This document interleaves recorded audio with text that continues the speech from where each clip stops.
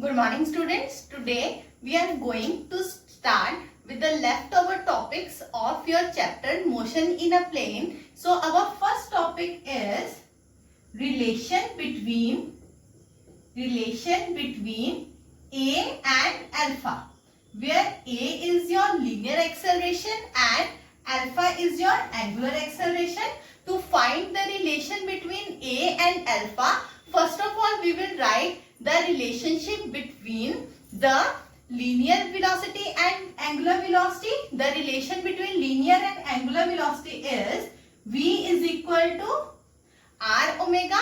Now we will take the derivative with respect to time on both sides. We will get dV upon dt is equal to R d omega upon dt. Now dV upon dt क्या है? Change of velocity with respect to time. This is equal to acceleration and d omega upon dt क्या है? Change of angular acceleration with respect to time, which is equal to alpha. So we get the relation A is equal to R into alpha. That is linear acceleration is equal to R times the angular acceleration. जहाँ R क्या है हमारा? Radius of the circular path on which the body is moving. Next we are going to do a very important topic, that is centripetal acceleration. Our next topic is centripetal acceleration. So what is the centripetal acceleration? जब भी कोई body move करती है around a circular path, then the acceleration which acts towards the center of the circle along the radius vector is known as the centripetal acceleration, and due to centripetal acceleration only the body is able to move in a circular path. So the acceleration which is responsible for a body to move in a circular path is known as centripetal acceleration. So now we will derive the expression for the centripetal acceleration. For that, what we will do, we will consider that a particle is moving along a circular path.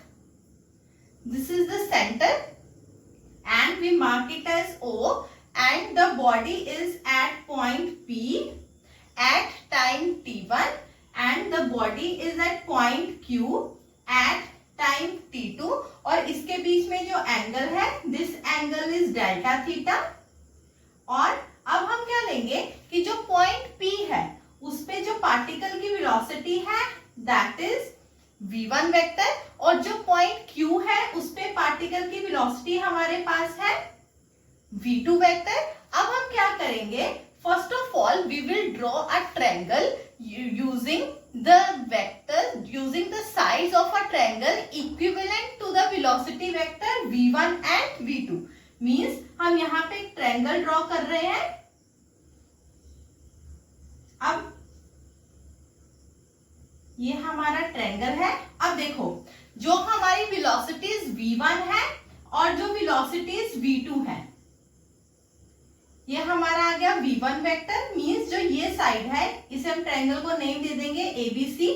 Means जो हमारा ABC triangle है उसमें जो side AB है triangle की that is equivalent to the velocity vector v1, and जो side v2 है, जो साइड AC है that is equivalent to the अपना जो वेलोसिटी वेक्टर v2. अब हमने ये ट्रायंगल लिया. अब हमें पहले पढ़ा था triangle law, according to the triangle law of vector addition, जो हमारा यहाँ क्या आ जाएगा? AB vector plus BC vector is equal to AC vector. क्योंकि ये जो दोनों साइड्स हैं AC and BC they are in same direction, तो इनका रिजल्टेंट क्या आएगा? AC which is acting in the opposite direction.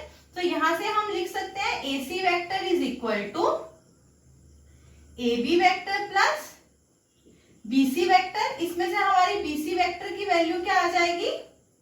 AC vector minus AB vector, और ये हमारा जो BC वेक्टर है that is our change in velocity.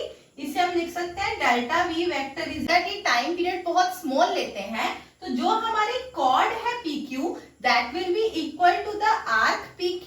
तो हमारा करें यहाँ पे POQ, ये वाला ट्रायंगल और ट्रायंगल ABC, तो हमारा जो ट्रायंगल POQ है और जो हमारा ट्रायंगल ABC है that will be similar triangles. और अगर जब भी हमारे पास दो ट्रायंगल सिमिलर होते हैं तो हमने सिमिलैरिटी की कंडीशन पढ़ी है। अगर ट्रायंगल POQ, क्योंकि ये जो एंगल है ये भी हमारा डेल्टा Q हो जाएगा, है ना, तो अगर और जो हमारा रेडियस वेक्टर के ये एंगल्स हैं that are equal to the angle of the tangents at the radius, तो हमारे ये तीनों एंगल्स इक्वल है, तो हमारा triangle POQ and ABC are similar triangle. और अगर ये सिमिलर ट्रायंगल है इसमें हम कंडीशन ऑफ सिमिलैरिटी निकाल सकते हैं कि PQ upon OP is equal to BC upon AB, ये हम कंडीशन लगा देंगे। अब हमारी PQ की वैल्यू क्या है, हमने कहा है कि जो अगर डेल्टा T स्मॉल हो तो PQ cot PQ is equal to arc PQ, तो ये आ जाएगी डेल्टा S अपॉन OP हमारा है रेडियस इक्वल टू BC हमारा क्या है डेल्टा V अपॉन V, ये आ जाएगा। तो इसमें से हमारी डेल्टा V की वैल्यू क्या आ जाएगी, delta V is equal to delta S upon R into V। अब हम क्या करेंगे, इस पूरे को डिवाइड कर देंगे बाय डेल्टा T। इस इक्वेशन को आप डेल्टा T से डिवाइड करोगे, यहाँ पे डेल्टा T आएगा, यहाँ पे डेल्टा T आएगा इसके नीचे, so you will get delta V upon delta T आपका क्या आ जाएगा, यहाँ पे हमारा रिलेशन आ जाएगा delta V upon delta T is equal to V upon R, हम बाहर लिख लेंगे delta S upon delta T। अब हम क्या करेंगे, अब हम लिमिट लेंगे डेल्टा T अप्रोचेस टू 0, तो जो डेल्टा वाली टर्म्स है it will be converted into dV upon dt, तो dV अपॉन dt हमारा आ जाएगा acceleration is equal to v square upon r, ये हमारा आ जाएगा value for the centripetal acceleration. और हमने पढ़ा है रिलेशन बिटवीन लीनियर और एंगुलर वेलोसिटी क्या है, v is equal to r omega, तो इस रिलेशन को हम लिख सकते हैं as omega square r। So our first numerical is your NCERT numerical 4.9. In this numerical we have a circle and a cyclist is moving along the circle. It starts from the point O, उसके बाद वो गया through the radius to point P, then it travels this distance and goes to point Q, then it returns again back to O by this path। ये उसका total path है covered by the cyclist, और ये जो total trip है इसमें उसे 10 minutes लगे, so time for his trip is here is 10 minutes. We have to find the net displacement, average velocity and average speed of the cycling. First of all जो हमारा cyclist है it return back to its position, जहां से उसने initial और final position same है, so in this case our displacement will be equal to 0 because the body returned to its initial position। अगर हमारी displacement 0 है तो जो हमारी average velocity होगी that will also be equal to 0, so displacement is 0, average velocity of 0। अब हमें निकालना है average speed, जो हमारी average speed होगी वो क्या होगी, total path, जो हमने path covered किया है डिवाइडेड बाय टाइम, टाइम हमें कितना गिवन है, डिवाइडेड बाय हमें गिवन टाइम गिवन है हमें 10 मिनट, तो 10 मिनट को हम कन्वर्ट कर सकते हैं इनटू आर। पर सबसे पहले हम देखेंगे कि हमारे पास क्या क्या और गिवन है। अब हमारे पास जो पाथ लेंथ निकालनी है, हमें जो रेडियस गिवन है, the radius of the circle, जो सर्कुलर पाथ है वो गिवन है 1 किलोमीटर, मतलब OP, या टोटल पहले पाथ लेंथ कितनी आएगी हमारी OP plus PQ plus OQ। अब OP की वैल्यू क्या है हमारी 1 किलोमीटर, OQ की वैल्यू क्या है हमारे पास 1 किलोमीटर, तो इन दोनों की वैल्यू 1 किलोमीटर है, सो V की OP की वैल्यू 1 लिख लेंगे, OQ की वैल्यू हम 1 लिख लेंगे, और हमारे पास क्या बचा, ये आर्क PQ, और ये जो आर्क है इसकी वैल्यू क्या होगी 1 अपॉन, अब ये क्वाड्रेंट है तो 1 upon 4 of the circumference, so we will have 1 upon 4 into 2 pi r, और आर की वैल्यू यहाँ क्या है 1, इसे सब्स्टिट्यूट करोगे आप, उसके बाद आपके पास टाइम गिवन है 10 मिनट और इसको आर में कन्वर्ट करोगे तो 10/60 करोगे, यू विल गेट एज 1/6। तो जब आप सब्स्टिट्यूट करोगे you will get the value for the average speed. Now in the question NCERT question 4.12 we have rain is falling vertically with the speed of 30 meter per second. A woman rides a bicycle with a speed of 10 meter per second in the north to south direction. What is the in which direction she should hold her umbrella? तो यहाँ पे ये है हमारा कि rain fall कर रही है, ये हम ड्रॉ कर लेंगे, ये है हमारा that is in this direction, ये हमारी साइक्लिस्ट की वेलोसिटी है। अब जो हम जब रिलेटिव वेलोसिटी निकालते हैं, अगर ये रेन की हम लेते हैं तो हमारी जो साइक्लिस्ट की वेलोसिटी है we have to take the negative of that, क्योंकि हमारा VA क्या होता है, VA plus of minus VB। जो हमारी रिलेटिव वेलोसिटी है वो होती है VA plus of minus VB। तो इसमें हम यहाँ नेगेटिव ले लेंगे VC and this will be our velocity. तो उसको अपना कितना रखना पड़ेगा, she should hold umbrella in the direction of the relative velocity. VC is the velocity of the cyclist, VR is the velocity of the rain. तो जो हमारी relative velocity है, जो मैग्नीट्यूड ऑफ रिलेटिव वेलोसिटी है, it will come out to B √ of VC square plus VR square. इसमें आप VC की value substitute कर दो, VC की वैल्यू सब्स्टिट्यूट करोगे, VR की वैल्यू सब्स्टिट्यूट करोगे, you will get the answer for the magnitude of relative velocity।